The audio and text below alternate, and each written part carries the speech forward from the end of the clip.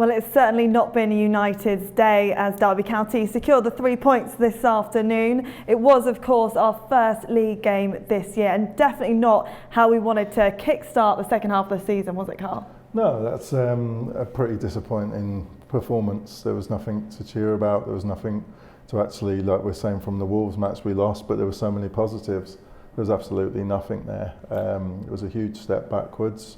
The only good thing is we've got a game on Tuesday to put that right, because I don't think there's a single player there who will be happy with their performance. Nothing went, according to plan. It felt like we were lacking creativity today, didn't it? Yeah, we were very weak in the midfield. We'd had a balance going up to that with Hurahan and Norwood. There was a bit of grit there. One of them was passing. Today, too many times, Berg and Norwood were both in the same hole, and it just meant there was a passing option less, and it just didn't look good at all. And before the match I was saying I was very excited to see Berger because he's a standout player in this division, and today he looked very, very below par. Yeah, it definitely wasn't what we wanted from this afternoon. Of course, we're going to have to go through the highlights, which was basically Tom Lawrence. He was the difference between the two sides with his brace. We'll just look at his first goal. We did say the first goal of the game was going to be really important, and he got that in the 69th minute. And it was he's just been really impressive in the first half as well, really pushing. We were talking about him at half time. He was the player who was getting the other side of our midfield and going on at the defence. And first half, maybe we got lucky that he didn't actually have a clear-cut chance, but he put us to the sword. Forgive the pun. He put the blades to the sword. Second half, went through, great finishes, great goals, but I'm not too concerned about his great goals. It's more the lack of our actual play. We created nothing, and there just illustrates that bit. There illustrates how weak we were in midfield. Hurahan just should have won that free kick, and the lad's gone up the other end, and there's a lot still to do when it comes to Lawrence. But at the top corner, you don't save those wares. You can't blame the keeper at all. Yeah, it's further up the field where that's come from. Yeah, that of course was his second goal of this afternoon. I mean, it was a superb shot. It's a great goal. It was a great goal, but you got to look where it's come from.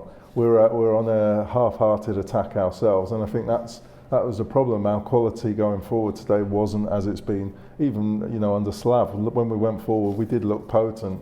Today, the first time under Hecky, I know he's not here, but you've seen a real pattern, a defensive shape when people are attacking it, as you could see the two units working, the defence and the midfield. Today there was very little of that, and I think he will be addressing the midfield big time before Preston.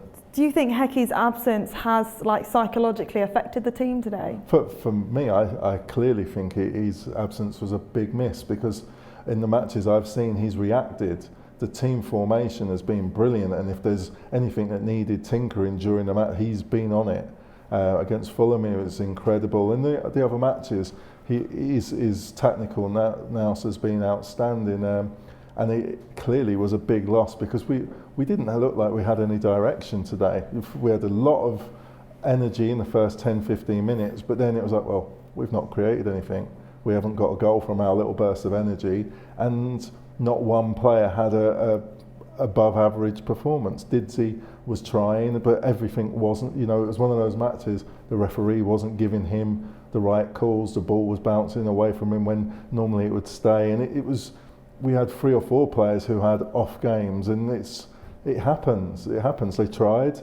It's just, I think we missed the manager's presence to adjust things in real time. He's conveying to his staff there, but I think we missed Hecky by the side of the pitch. Yeah, we really are wishing him the speediest recovery, I think. Yeah. If you could be back with us by Tuesday. We go again, of course, on Tuesday. How are we going to come back from that? Well, that's the best thing they've got. They've got a match away from home to put it right, and it's short term. Preston, I think, have drawn today. That it's going to be another tough match, but if you play as you can play, and we've seen you play, it's another winnable match, and I think this is a big bringing down everyone to earth, that you don't count your games in hand. You win the game that you've got in front of you. But Bournemouth lost today. This division, if you do not turn up and play, you will lose. And today we didn't turn up and play, and we were unfortunate that one player was able to produce quality, because otherwise it would have been 0-0 for a couple of weeks. Well, let's park this one and look ahead to next week. This obviously wasn't how we wanted to start the year, but we go again in just 2 days' time. Tuesday, the 18th of January. Join us on air from 7 o'clock. You'll be with the lovely John Rawlings, Rob Kozlak and Kevin Gage. So do make sure to come back and say hello to us on SUTV Live. Carl, it's been an absolute pleasure watching the game with you today. How many days? 2 or 3 days? Did I get my maths wrong there? Was it 2? What day are we on? 2. We're on Saturday. 3 days. Okay. We're only just past Christmas, okay? I'm just still getting my head around everything. Thank you for joining me. And I'll be there Tuesday, so I hope the boys give me something to cheer. Yeah, me too. And thank you to everyone behind the scenes here, and to Kevin Gage and Matt Young on commentary today. Thank you at home for watching, and we'll be back with you, like we say, on Tuesday.